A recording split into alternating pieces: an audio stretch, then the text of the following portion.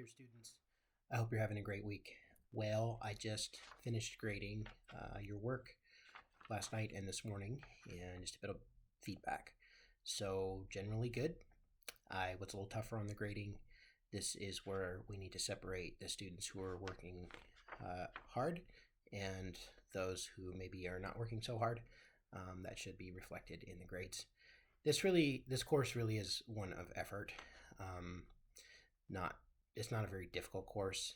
I know there's a lot of busy work, and this is a second gig for most of you, if not a third gig. So I don't expect everyone to be putting forth maximum effort all the time. That's just not reality. But we want to recognize those students that are working super hard. And so I'm going to tell you how to get A's, and whether you want to put the effort, that's up to you. First, the discussion. I realize that it is a rather minimal assignment, but this is where we practice writing and we practice doing things like citing and pushing ideas. And so, though they are not as weighty as the papers, it is a place where I still look for correct style, correct format. Are you citing the textbook, using scripture, both in your main post and in your interacting post? Now, I know that sounds like a lot, and getting A's should be a lot. If you don't do some of those things, you'll still pass, you'll still do fine. But if you want to get a top score, that's how to do it. So be sure to follow the instructions, answer the prompt, answer the assignment instructions, cite your work, cite your ideas in a proper MLA format. If you do that for the main post and also the at least one interaction post, you tend to get a top score. Unless, of course, the writing's bad or, blah, blah, blah. But college level writing, you should be proofreading your work. I want to help you with that. Did you know that Microsoft Word has a read aloud feature? So this can catch a lot of mistakes. So I do a lot of editing of my work. And when I just read it to myself, I miss a lot because you know what you meant in your head and you're not reading with fresh eyes. If you go to the review tab, like where you'd find spell check, okay, on Microsoft Word, where you find spell check, there's a feature under review called read aloud, and you have the work read to yourself, and you'll hear it when something's wonky. That can eliminate 95 to sometimes 100% of your typos and errors and things. Some of the papers I read you didn't even run a spell check, so it's like, I can't, I have to point out that sort of thing and dock points because that's just not college standard. You need to at least run spell check.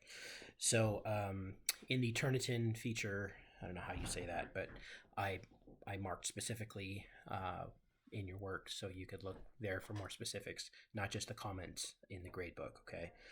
And I tried to point out things like contractions. I can't point out all of them, but we shouldn't use contractions, right? A contraction is don't for do not, can't for cannot. You should not have contractions in formal work. And then let's talk citation styles. So this is, you could freeze frame. This course used to only say MLA. It looks like they changed it a little bit. That you could use Chicago. MLA uses in-text citations. Chicago, or it's also known as Turabian, will use footnotes, and some of you use endnotes, which is okay too. But basically, this is interesting because MLA, it says in religion, they use MLA, but actually in theology, we use Chicago Turabian with footnotes and works cited and blah, blah, blah. So many of you you used references, but you didn't follow a format. You need to look up the MLA format and the Chicago format, both for your in-text citations and your works cited or bibliography. So that should be attached to your work. I know that's a pain.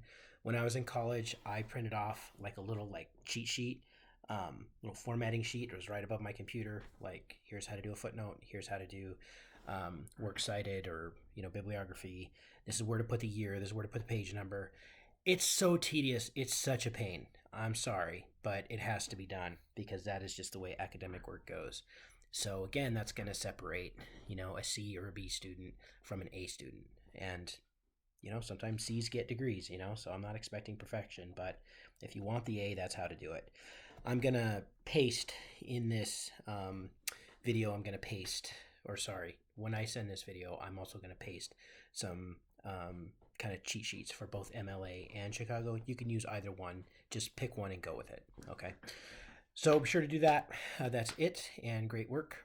Any more questions or anything I can do to help you, please get a hold of me. Okay, take care. Bye-bye.